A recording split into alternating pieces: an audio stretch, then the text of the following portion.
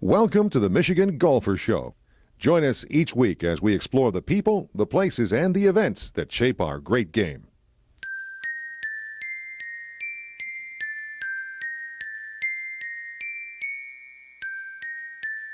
We're at the University of Michigan golf course with none other than Bill Newcomb, who started to play here about 60 years ago. You said it was almost to the day, is that right? To the day and to the spot. That's right. To the spot. We're looking right out there at the number one tee. That's right. And so you had quite a career playing and then coaching here. So that took up quite a few years of your career, didn't it? It did. I started here as a student in '58 and was an individual golf architect for 5 or 6 years, and then I started to become a golf coach and a golf course architect, and that lasted for 10 years here. It was a great time. So one of the early things you did was recommend Pete Dye to basically design. Radrick Farms, yes, I did. That was one of my graduate school to provide the committee 4 or 5 architects, short papers on 4 or 5 architects, and Pete was one of those because I knew Pete from Indiana. We were both Indiana boys, Indiana golfers. Very interesting. So now, how did you first get interested in golf course architecture? Well, it was through the School of Graduate Landscape Architecture Studies, and Fred Mathai, who fund the construction of a golf course, which was going to be a staff golf, swimming and tennis and housing, and they were going to do a village. They were going to do a golf. Absolutely, absolutely. And I was really the lone person in the landscape department who knew anything about golf, and so it fell to me to do that. You mentioned 5 architects? Yes, yes. Including some others? Well, the key people of the time. I mean, Trent Jones and Dick Wilson, and then I'd known Pete and knew that of his interest in golf architecture, and so his name was on the list. And I got to write a little more personal things with Pete, what a good golfer he was and a great guy, and so forth and so on. What a great start. Really, that kick-started his career too, didn't it? I think it helped. Yes, it helped. No doubt about it. So fast forward a few years, and you have done a golf course for Boyne, and now it's time to do the second one, and we're going to be talking about that one today, the Moor. How did the Moor get its name? Well, it was a marsh and trees, and one foggy day we were out there, and Everett Kircher was there and said, "This is like the moors of Scotland," and it stuck. That was it. That was the Moor course. Well, that's a good reason. Yeah. So the Moor had some pretty interesting challenges in that it was being built alongside the Heather. Is that right? Well, Trent Jones had built the Heather course about 5 years earlier. I'm going to say 5 or 6 years earlier. And we had completed a course for Boyne down at the Alpine, down at Boyne Mountain, and they hired us to do a second course at the Highlands, to be alongside. Somehow they didn't quite figure out how all this land use was going to work, and but they knew they needed a second course, and through the planning process, they knew they really needed about 3 or 4 courses on about 1,200 plus acres of land. But the trick was, how are you going to do that with one confined ski chalet house as your main clubhouse? So that was our starting point, was a routing plan, and routing for really with the idea of 3 or 4 courses. That was the beginning point. So what was the topography like for the Moor? I mean, what were you looking at before you routed it? Well, it was interesting because my first site trip there was on a snowmobile. It was in middle of January, and Jim Dilworth, who was the longtime engineer up there and land planner and really head of the Highlands projects, said, "Have you ever been on a snowmobile?" And I said, "Once." And he said, "Oh, okay." And then, so we were off, and they had their own trails through this whole area that was to be part of the golf course eventually. And he thought we could really discern what was usable or not usable. Well, what was pretty clear was a lot of the marshes were there, and we knew we weren't going to use those. So, of course, their trail was on solid ground. So, in a way, some of that course just followed the trail that was already there. Oh, imagine seeing it the first time. It's under snow. Under right. snow. Wow. Under snow, yeah. Yeah, that's pretty crazy. So, tell us a little bit about. There were several things that you did in stages with them.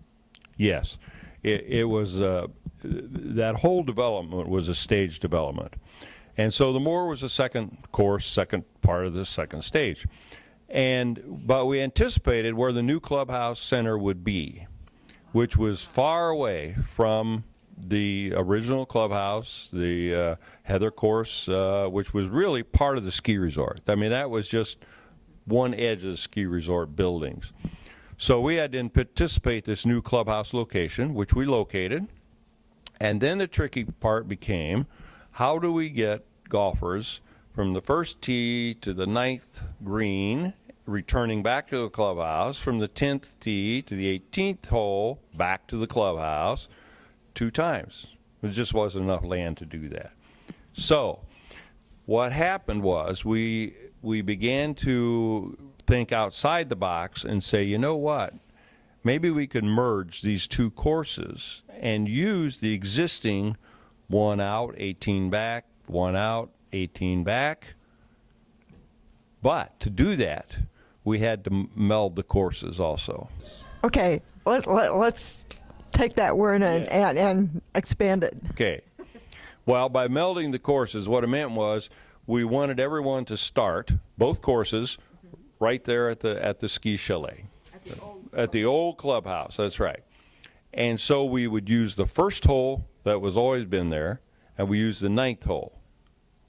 So we used 9 holes of the old course, the original course, I'm going to say, and we added 9 more holes. So when you played that particular side, there was like a north side and a south side. When you played the south side, you were playing, in effect, 9 Trent Jones holes, 9 William Newcomb holes. Okay. And that became that 18. And what name did it go by at the beginning? Well, we kept the Heather name. Okay. It wasn't, in fact, it was kind of the Heather / Moor. So the Moor was the number 10 hole of the Trent Jones course, and the number 18 hole of the Trent Jones course, and then the middle holes were Newcomb holes. That became the Moor course, and it really just got shuffled by removing one flag and putting a different flag in and putting a new clubhouse location, and all those things happened.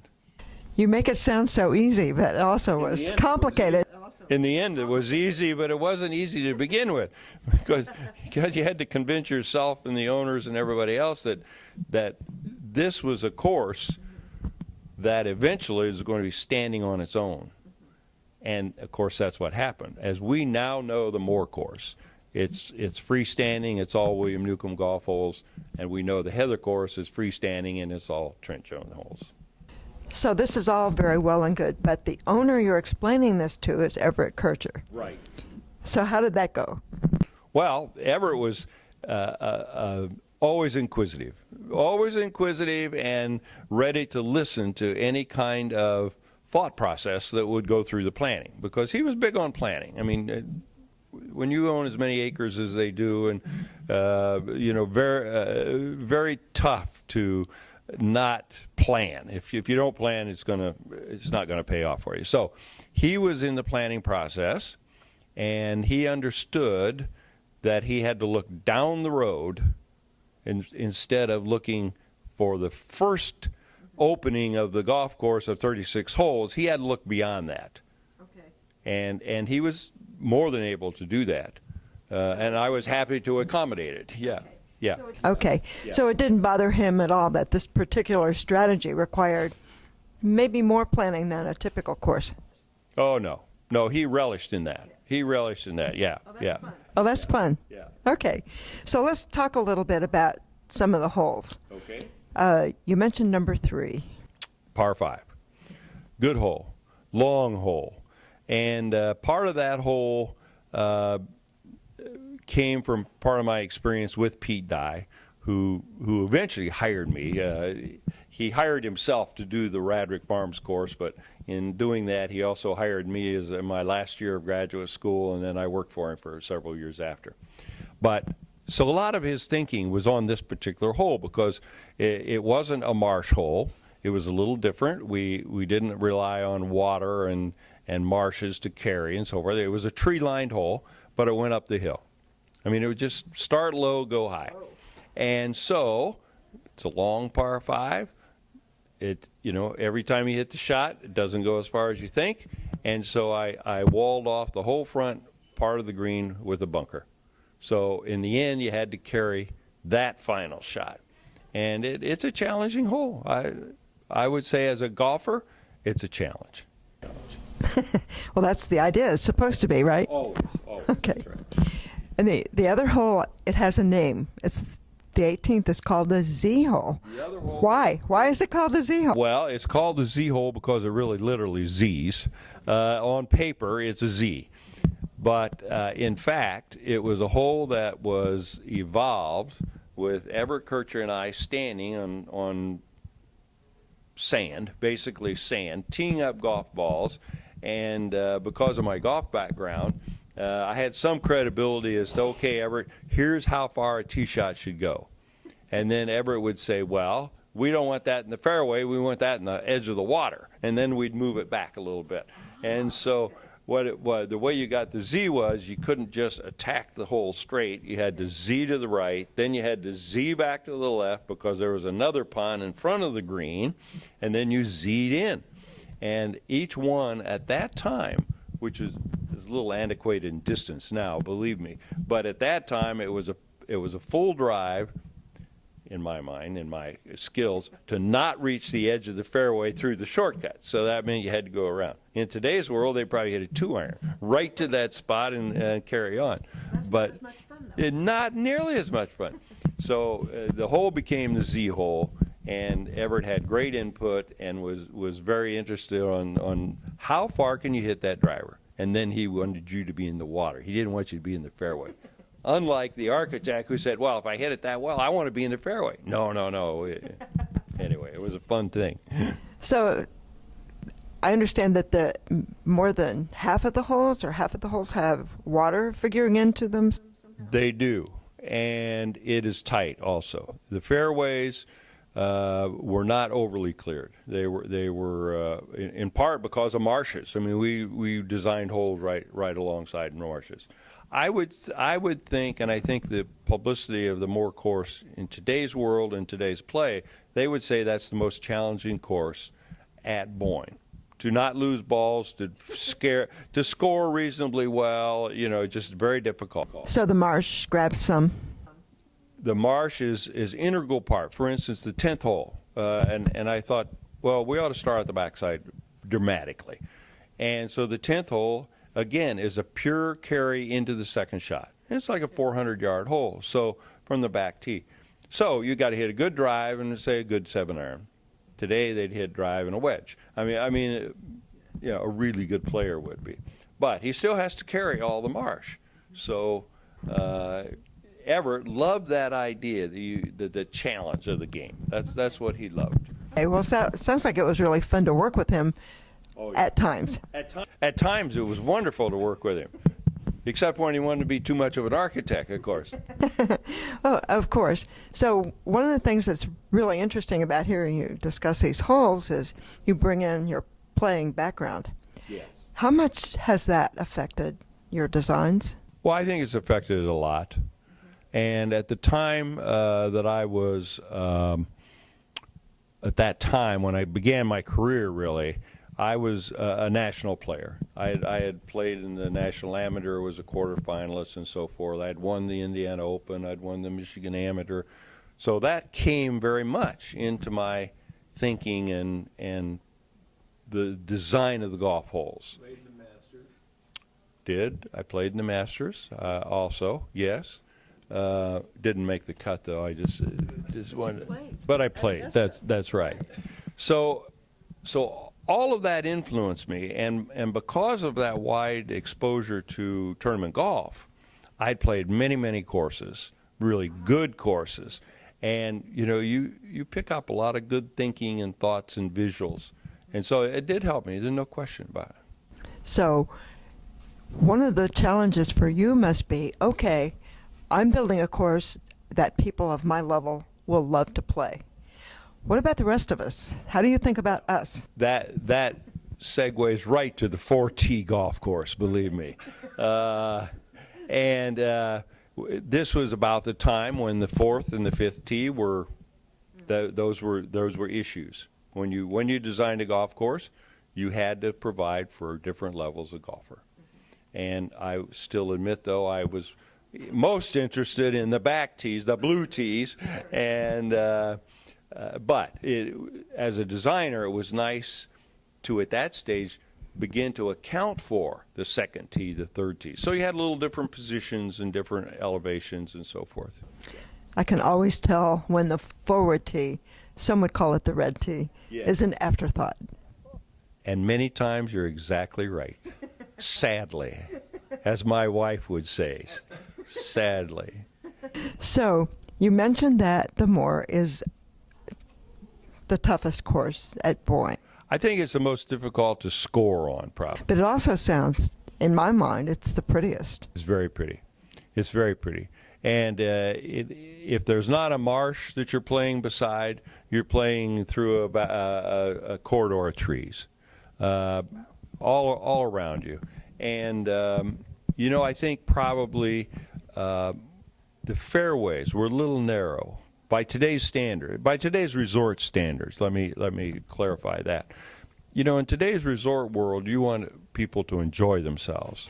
You want a strong visual presence of disaster, but you want them to play around it and carry on.